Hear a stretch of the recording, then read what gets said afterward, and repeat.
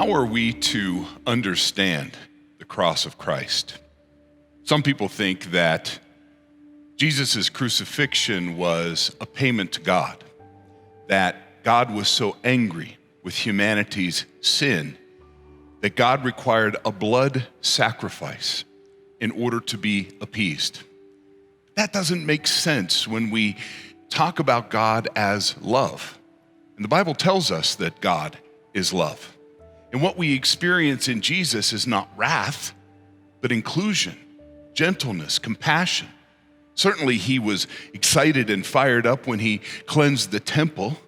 Surely he got heated in some of the exchanges he had with the leaders.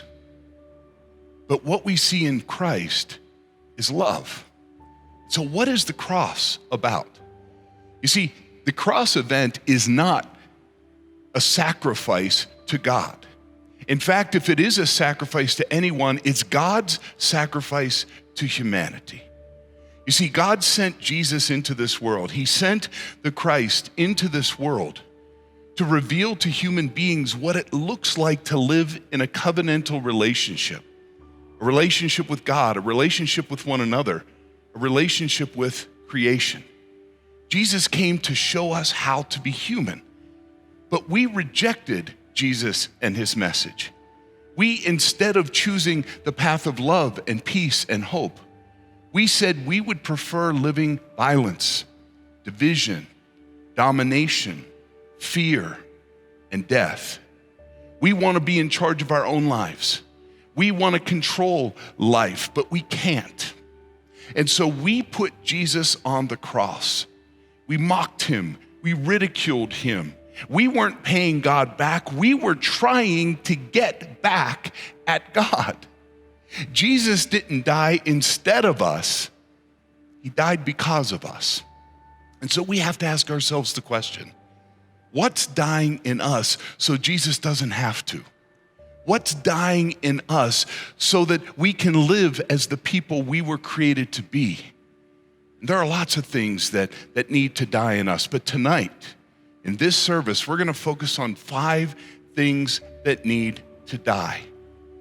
We need to die to the fear of abandonment, die to abuse, die to division, die to selfish pride, and die to death itself. And so as you watch this powerful, powerful service, be thinking about, meditating about, contemplating about yourself and how God is calling you to die to these things so that on Easter morning, God can resurrect not only Jesus, but can resurrect each of us, recreating us into the people God needs us to be so that we, like Christ, can go out and show others what it means to be fully human. God bless you on this Good Friday. God bless you in your journey of faith and trust. And God bless you as you live as a child of God, showing the world that love and life win through the risen Christ.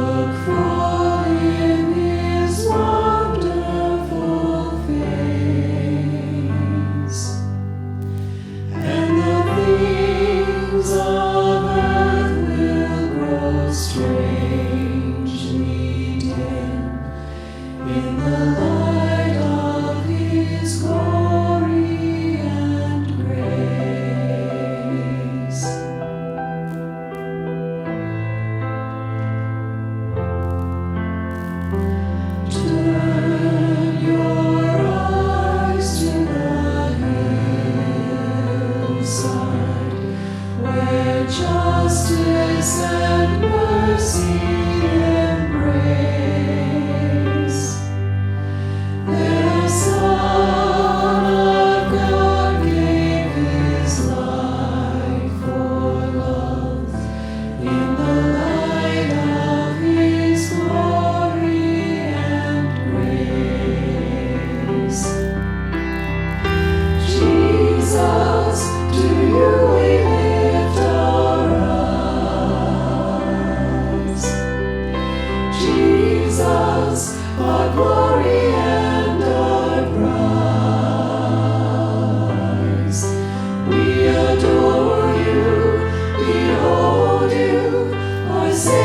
forever true.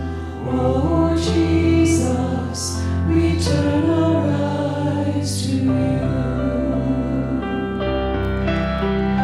Jesus, to you we lift our eyes. Jesus, our glory and our prize. We adore you, behold you, our Savior ever true. Oh Jesus, we turn our eyes to you. Oh Jesus, we turn our eyes to you.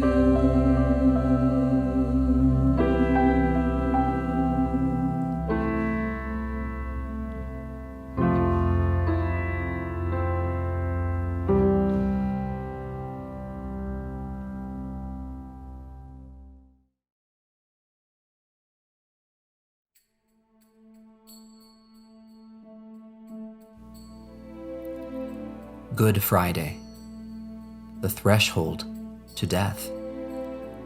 A day of retelling the atrocious and unjustified acts bestowed upon Jesus, yet all as a part of God's divine plan to bring about wholeness to God's people.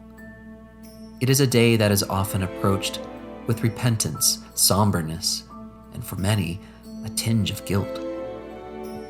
To be clear, today we reflect on God's redemptive and restorative plan for the brokenness of all of humanity through the death and resurrection of the one whose life defined love.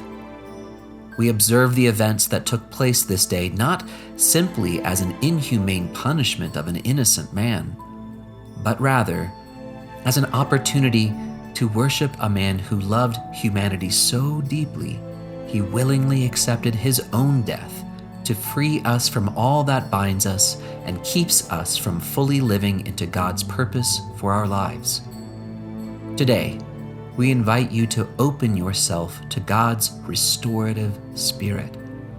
Recognize your part in the story and celebrate death, not the death of an innocent man, but the death of all that died with him on that day.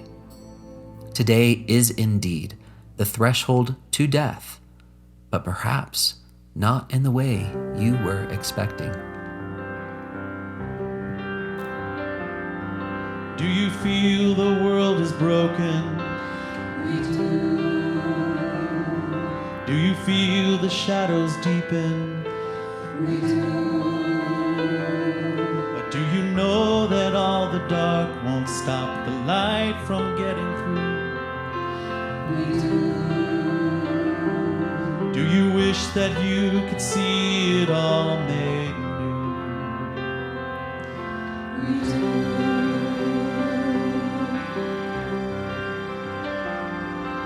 Is all creation groaning? It is. Is a new creation coming? It is.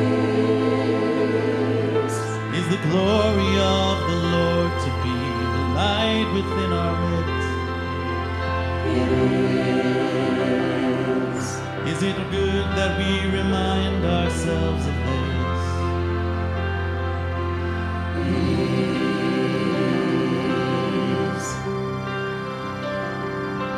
is. Is anyone worthy? Is anyone whole? Is anyone able to break the seal and open the scroll?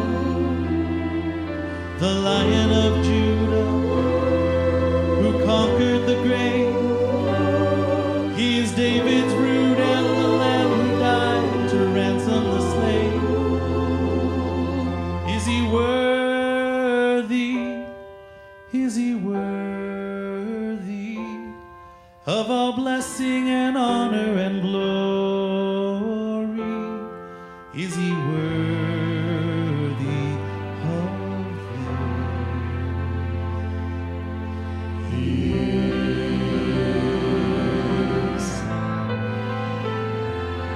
Does the Father really love us? He does. Does the Spirit move among us? He does. And is Jesus our Messiah?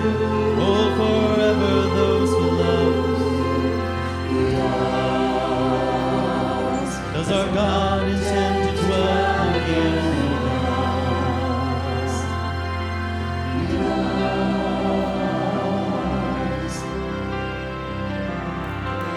Is anyone worthy? Is anyone whole? Is anyone able to break the seal and open the scroll? The Lion of Judah, who conquers the grave. He is David's ruler and the Lamb who died to ransom the slain. From every people and tribe, every nation and tongue, He has made us a kingdom, a praise to God, to reign with the Son. Is He worthy? Is He worthy of all blessing and honor and glory? Is He worthy? Is He worthy? Is He worthy of praise?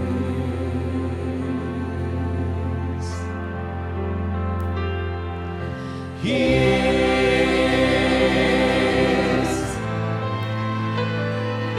is He worthy? Is He worthy? He is He worthy? He is.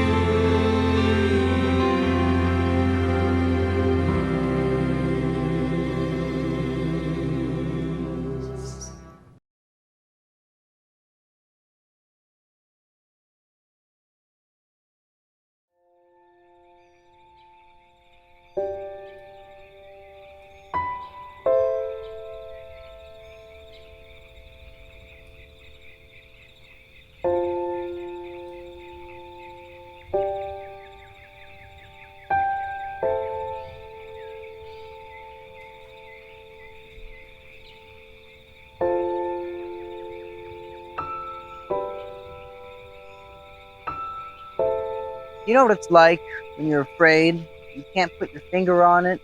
You can't relax. You can't sleep. You can't find any place where you feel safe. You feel threatened because of your politics, your beliefs, your color, where you've been born, or how you identify.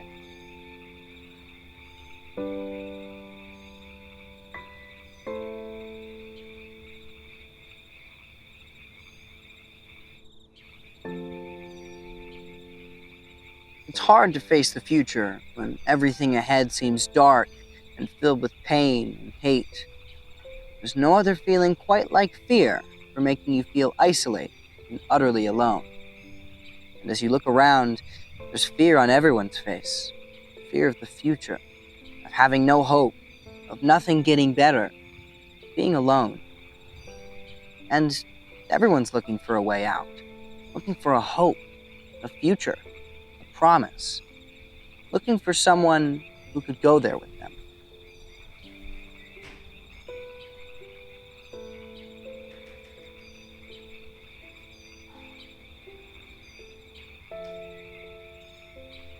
Imagine that what you dread most isn't just a far-off threat or a nightmare, but it's real and it's imminent. Not just the fear of pandemic life, of war or pain or failure, but the fear of being left alone, of being abandoned.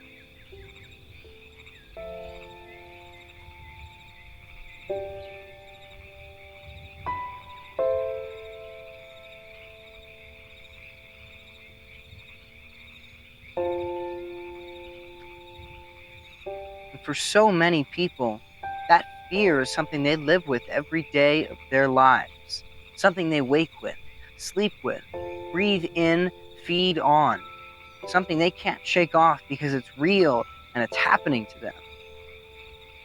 It's happening to you.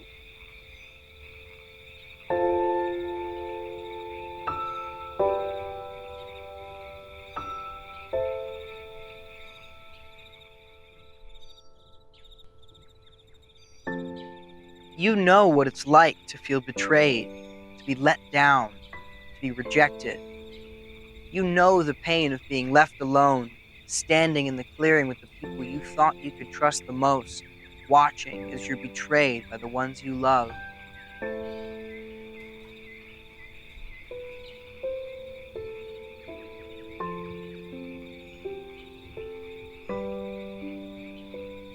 In a garden where a man once faced fear and dread, we too are present. We face the uncertainties of our future, or else we sleep, shutting our eyes to the fears of others. He faced what was to come alone, with only God to hear his cry. He knelt alone, broken and humbled before God. There was real fear of the unknown, fear of what lay ahead. But God met him. God provided strength, not a way out.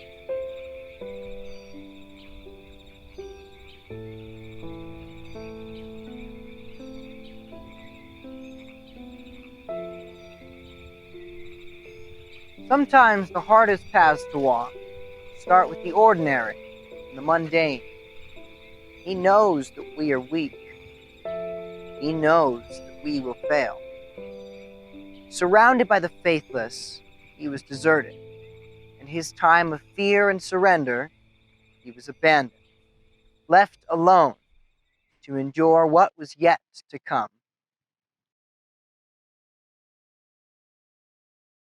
Abandonment, isolation, loneliness. All realities within a broken world and not unique to any single one of us. We all share a common journey of wanting to love and be loved, that we want to feel safe, comfortable, and connected, that we want to belong somewhere. We're afraid of exposure and vulnerability. We're afraid of the unknown. We're afraid to be wrong. We're afraid of abandonment. Our fear of abandonment, realized or not, weighs heavily on the health of our relationships and withholds us from that for which we are created, connection with each other and with creation.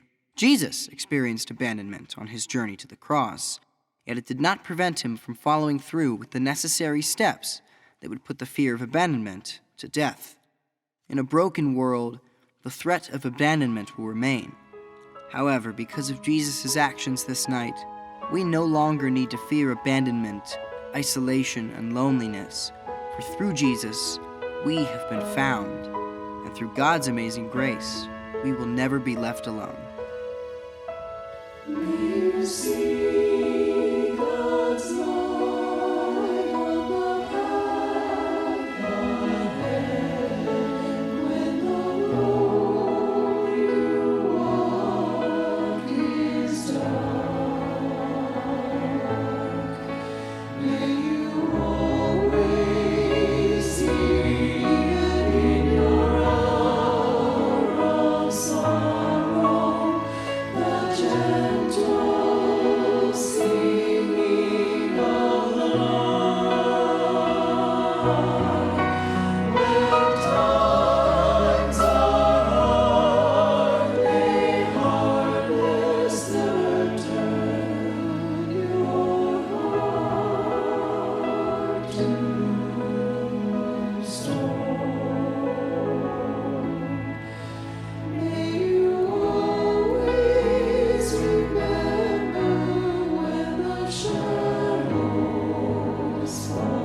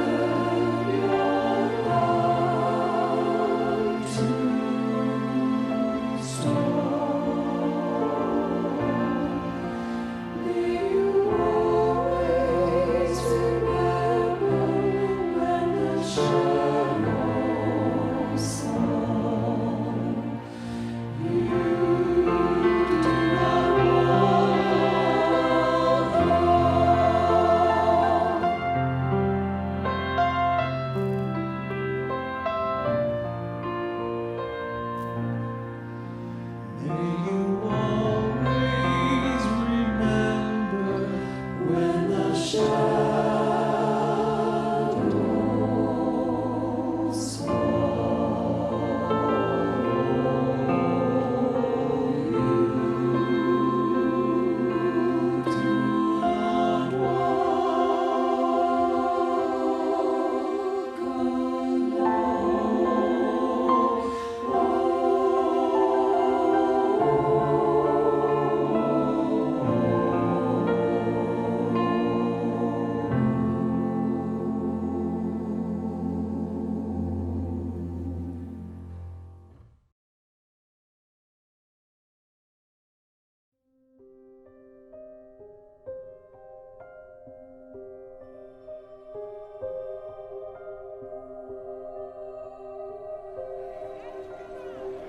He once stood in the temple court.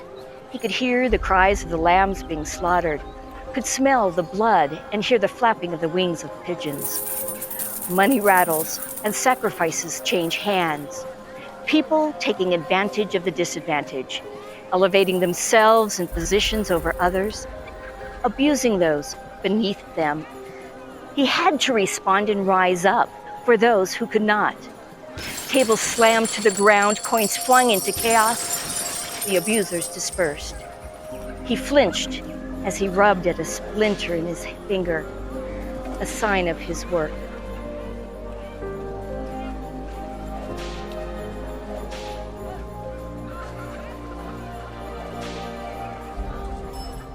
He stands in another court. A different splinter slips deeper into his being, the tip of a thorn from a crown, another sign of another work. In the temple, so much blood here, so many sacrifices. Soon, another sacrifice will replace them all. The lifeblood of another will run, and it will lubricate the doors that lead towards healing, towards wholeness, causing them to swing wide.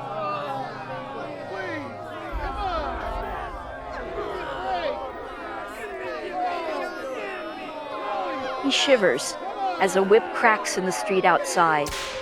The Romans are coming through.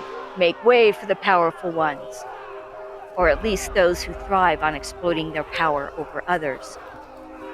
He catches a brief glimpse of swords and armor, so strong and yet so weak. Soon, the powerful ones will nail up a new sacrifice, and it will be enough. Enough for all the animals suffering here. Enough for all the people who suffer from abuse. Enough for all the brokenness and all the wrongdoing. And it will usher in a new age of sacrifice, another kind of laying down of life. Living offerings, daily worship, lives laid down for others, small sacrifices changing the course of things. All people set free from tyranny, set free from abuse.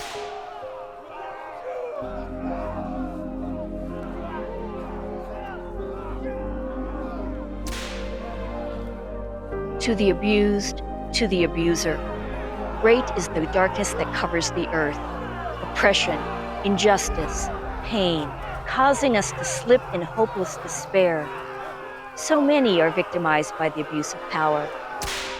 Child abuse, spousal abuse, sex trafficking, governmental tyranny, religious manipulation, ridicule over self-identification. This rancid misuse of power nurtures the brokenness of the world. But whether the abuser or the abused, God intervenes. We behold God's wondrous mystery. When God forgives the abuser and the abused, God sets free. Through the events of this day, God brings death to abuse and charts a new path for humanity, one that leads to healing, freedom, and a new life. Let us surrender ourselves to God's ultimate plan for us and for all creation. God is not abusive, takes no pleasure in our shame. He finds a place inside us.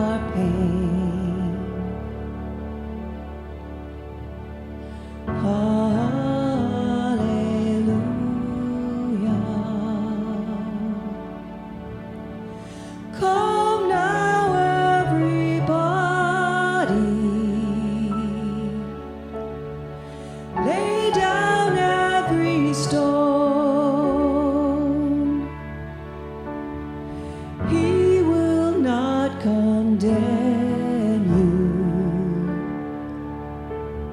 There's freedom at his throne. When hurt grows me to silence, bearing guilt from others' sins, Lord, lift my voice to cry out. Spirit, catch the tears that fall. Jesus sees my trauma and holds my broken pieces and draws me to his kindness.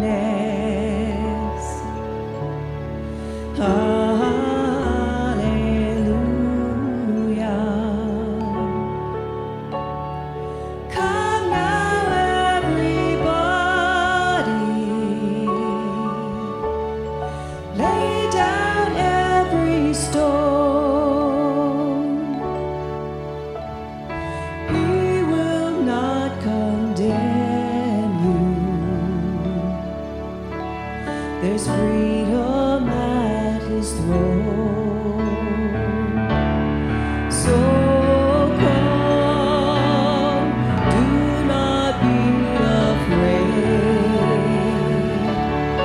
These burdens no longer need to keep you silent.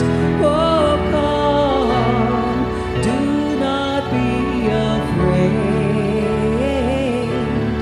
There's refuge from all the hurts and pains that haunt you.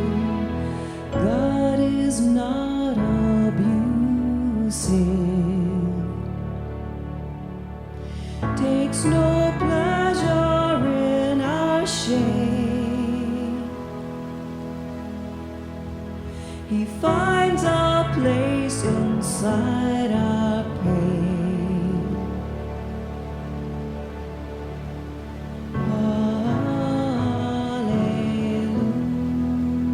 Hallelujah.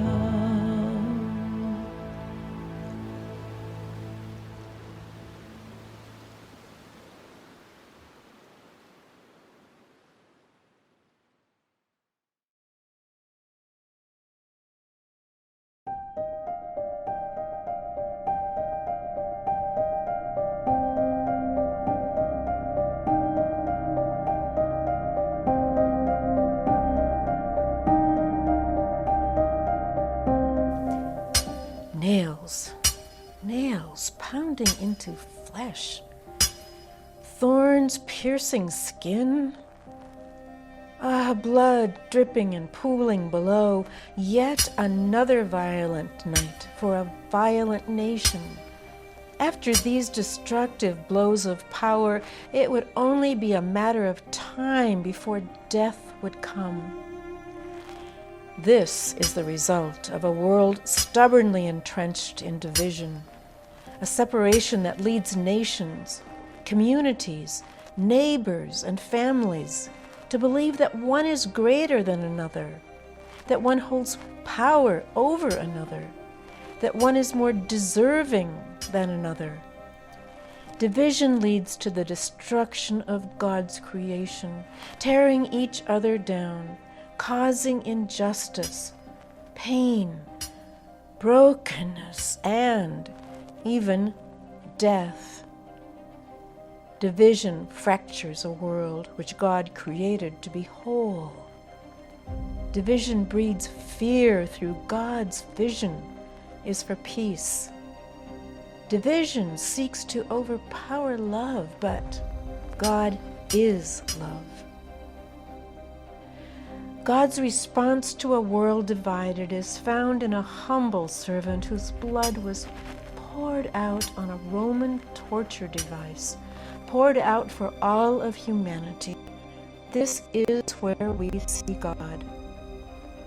But how do we even begin to make sense of this? How does humiliation overcome the power of division, the power of injustice, corruption, separation? Jesus knew that oneness would be a challenge for humanity. So he prayed fervently to God to make us one. And he didn't stop there.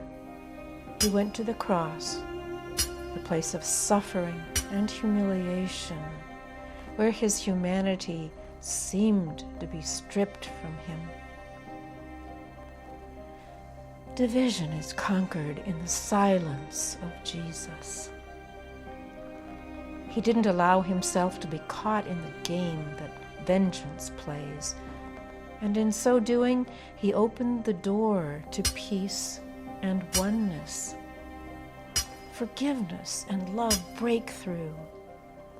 The game of division has an end in him. In this very weakness, we find God's mercy and grace. The weakness of God is stronger than the strength of humanity. Tonight, when we ask, where is God in our world of division? Let us fully recognize Jesus nailed to a cross, defeating division by his silent humiliation and sacrifice. Show us your face, fill up the space. Our world needs you right now. Our world needs you right now. We can't escape being afraid. Fill us with you right now. Our world needs you right now. Show us your face, fill up this space. Our world needs you right now. Our world needs you right now. We can't escape being afraid. Fill us with you.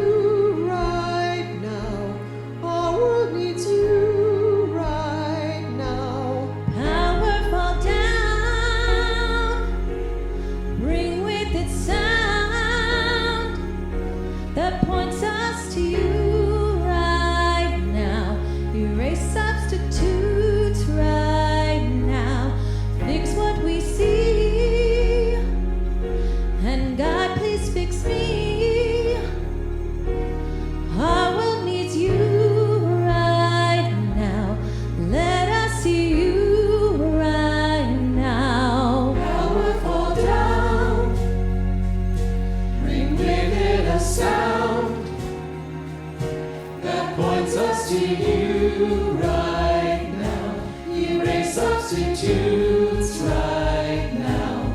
It's what we see. And God, please fix me.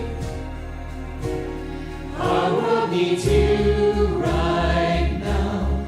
Let us see you right now.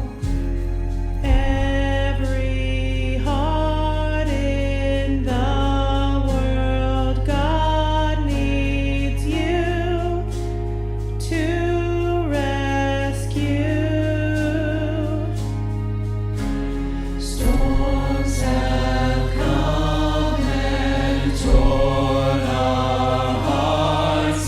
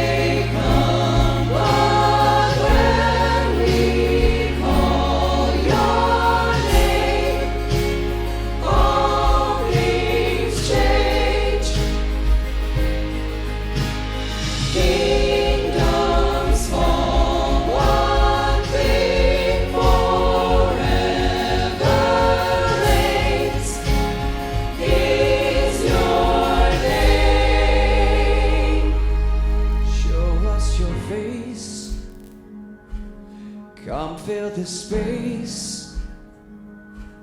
Our world needs you right now. Our world needs you right now.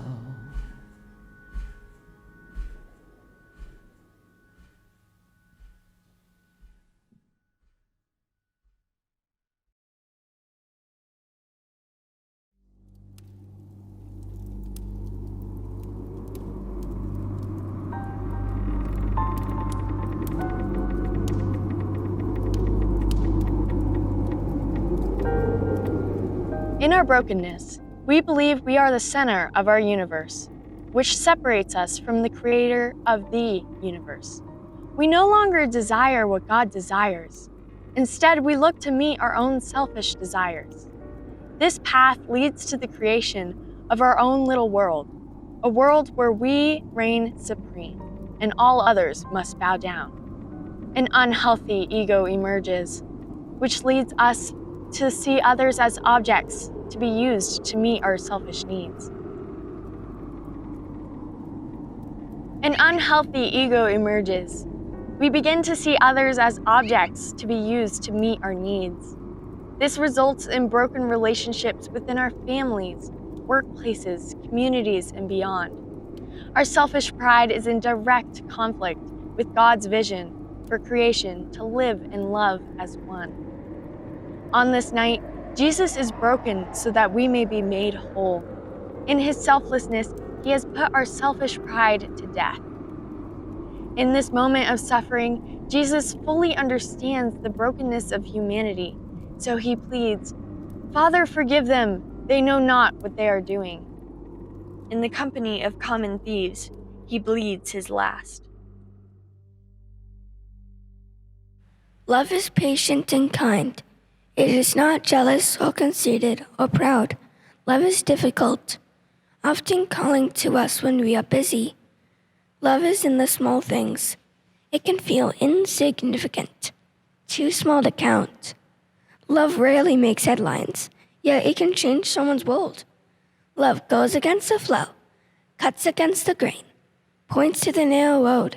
Love can feel like trudging uphill, battling against the wind, walking a lonely path. But God is love, and God has walked these roads before us. Love is pinned on a skyline, nailed to a darkened, belittled cross. Love changes the world, one heartbeat, one sacrifice at a time.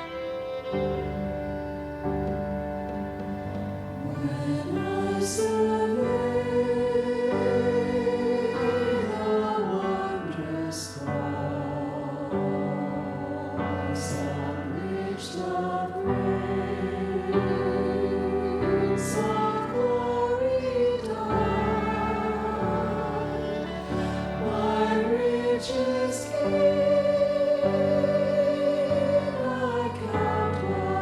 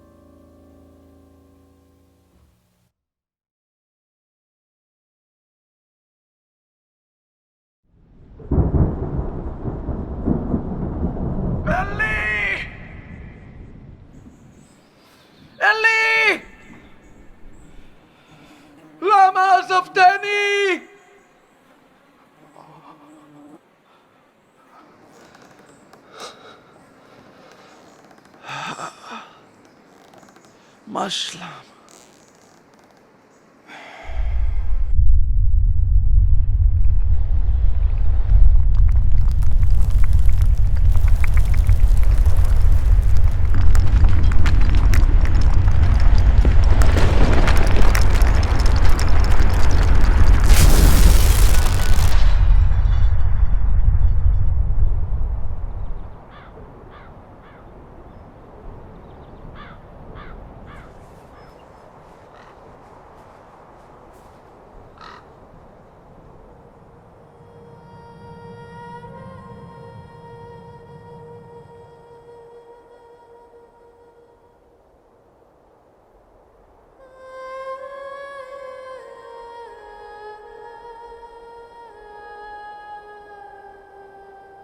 And with that, Jesus breathed his last. But all was not lost, for with his death, Jesus took on death itself, defeating it with every drop of blood, every bit of agony, and every last breath. Through his own death, Jesus took death to the tomb. But with his death, we are raised as the victorious. No more fear of abandonment, no more abuse, no more division, no more selfish pride, and no more death. When you pass through the deep waters and through the raging rivers, they shall not overwhelm you. When you walk through the fire, you shall not be burned. I will be with you. I have called you by name. When the waters of fear lap at the doors of your life, when the rivers of terror threaten to overwhelm you, when the fire of confusion and the flames of despair blister your purpose, I will be with you. I have called you by name. When the storms of life and the tremors of day-to-day living shake everything, when the morbid drizzle of weariness just won't let up, when the battering winds of a broken world hit you once again, I will be with you. I have called you by name. When the smog of disunity blocks your way forward, when the clouds of backbiting and gossip hang heavy in the air, when the thunderous cracks of cynicism resound once again, I will be with you. I have called you by name.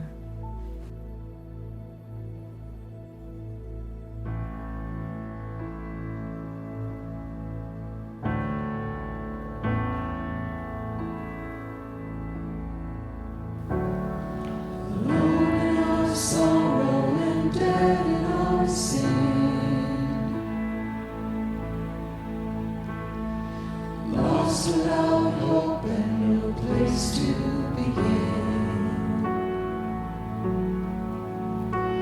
Your love made a way to let mercy come in. When death was arrested and our life began, ash was redeemed, only beauty.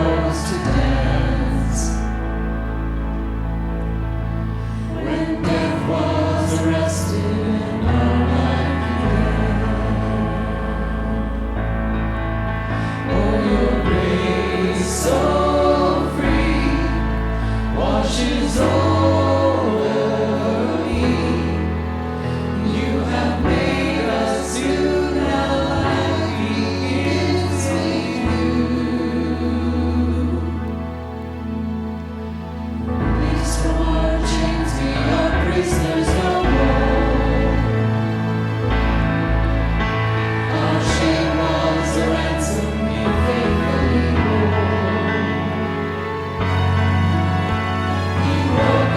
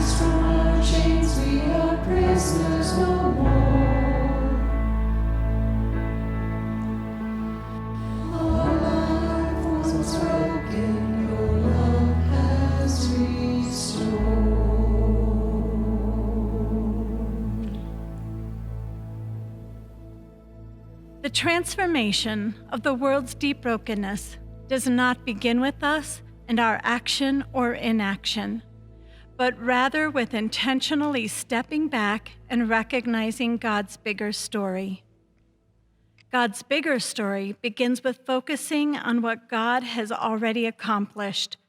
The center of God's bigger story is Jesus and his life, death, and resurrection.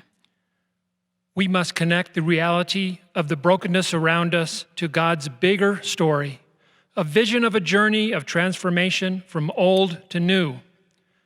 As children of God, we can communicate God's vision of what real life looks like within a broken world. God's vision is about the transformation of our everyday lives and interactions among the broken places on earth. Don't be dismayed by the brokenness of this world.